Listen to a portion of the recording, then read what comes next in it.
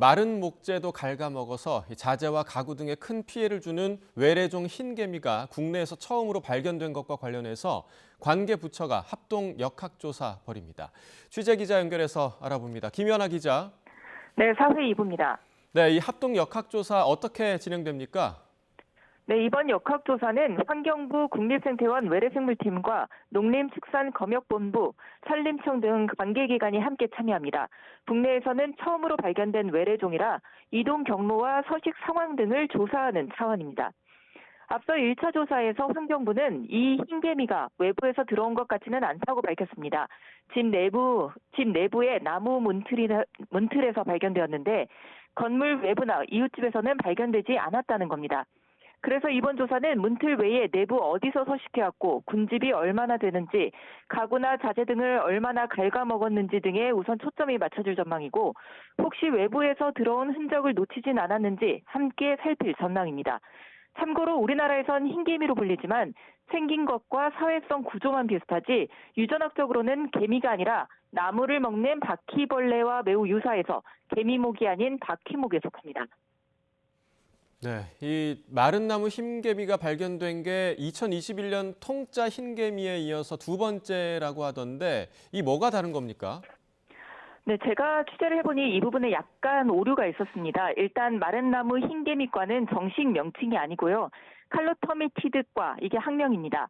통짜 흰개미와 이번에 발견된 흰개미는 같은 과에 속하지만 통짜 흰개미는 글리포털미스 속이고 새로 발견된 흰개미는 크립토털미스 속으로 간단하게 말하면 중분류는 같아도 소분류에서 관리는 상당히 다른 종이라는 겁니다. 실제로 통짜 흰개미는 마른 나무와 습한 나무를 모두 먹어치우고 이번에 발견된 흰개미는 마른 나무만 갉아먹어서 차이가 있습니다. 국내 흰개미 권위자인 박현철 교수에게 물어보니 이 통짜 흰개미 같이 습한 나무를 먹어치우는 흰개미들이 목조주택에 더 큰 피해를 주는 것으로 보고돼 있는데 우리나라는 현대식 건물이 많아서 내장재나 가구 등 마른 나무를 먹어치우는 흰개미로 인한 피해가 더 커질 수 있다는 분석입니다. 네, 그러니까 우리나라의 상황상 피해가 더 커질 수 있다라는 건데 얼마나 퍼져 있는지도 문제가 될 것 같습니다. 네, 이 개미가 처음 발견됐을 때 온라인 커뮤니티 글을 통해서 알려졌는데요. 그때 작성자가 수십 마리가 날아다닌다 이렇게 말했는데 문제는 일반적으로 날아다니는 개미들은 짝짓기를 위해 밤에 집 밖으로 나오는데 전체 군집의 1에서 3% 수준이라고 합니다. 대다수를 차지하는 일벌레들은 나무 속으로만 파먹으며 살기 때문에 보통 나무가 다 파먹혀서 피해가 드러날 지경이 되기 전에는 겉으로 봐서는 알 수가 없다는 거죠. 게다가 짝짓기 하는 것 자체가 군집이 안정된 이후에 하는데 보통 흰개미는 최소 5년에서 10년은 지나야 안정화가 끝난다고 알려져 있습니다. 그래서 이번 흰개미도 얼마나 파먹고 얼마나 번식해 있는지 등은 집과 건물 전체를 꼼꼼히 살펴본 이후라야 전체 규모를 어림잡을 수 있을 것으로 보입니다.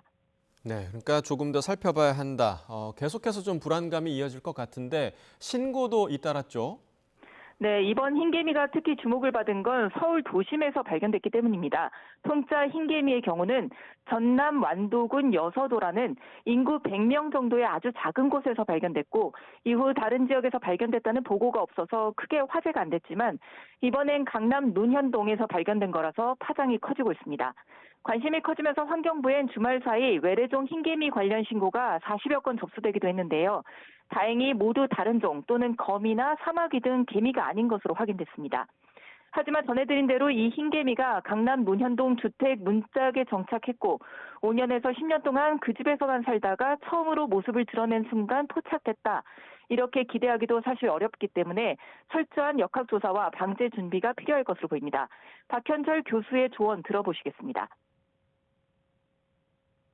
실제로 이제 저도 목격한 바가 있는데 그냥 하루아침에 이렇게 집이 폭삭 내려앉는 경우가 종종 있습니다. 실제로 이제 흰개미를 방지했다는 증명서를 분전반에다 붙여놓고 있는데 그걸 확인하고 집을 매매할 정도로 흰개미에 대한 피해가 굉장히 큰 것이 사실입니다. 또 우리가 일반적으로 농업 해충에 대응하는 방제 매뉴얼로서는 할 수가 없습니다. 그래서 종에 맞는 즉 전문가들과 잘 상의를 해서 종마다 그 특성을 잘 파악을 해서 대체 매뉴얼도 방제 매뉴얼도 우리가 갖춰야 된다고 생각을 합니다. 네, 이렇게 흰개미도 화제가 되고 있고 요새 벌레 관련 피해가 자주 좀 화제가 되고 있는데 서울 성수동은 하루살이가 뒤덮었다고요? 네, 성수동만이 아니라 잠실에서도 출몰하는 등 한강변 지역에서 동양 하루살이대로 몸살을 앓고 있습니다. 최근 비가 많이 온 이후에 날이 따뜻해지면서 하루살이 개체수가 늘어난 탓으로 보이는데요. 동양 하루살이는 입이 퇴화해서 사람을 물지 않는 만큼 병을 옮기거나 하진 않지만 크기가 큰 데다 불빛에 때로 달려들어서 혐오감이 크고 영업에도 큰 방해가 됩니다. 문제는 이 하루살이 요충은 2급수 이상의 맑은 물에서 사는데 한강 상류, 즉 상수원 보호구역에서 삽니다. 살충제를 뿌릴 수가 없는 만큼 숲이나 주택가 방제 외에는 뾰족한 수가 없는데요. 하루살이는 보통 5, 6월 활동하다가 사라지는데 그 사이 피해를 줄이려면 조도를 낮추거나 조명색을 백색이 아니라 노란색으로 바꾸면 좀 낫다는 지자체 설명입니다. 지금까지 사회 2부에서 YTN 김연아입니다.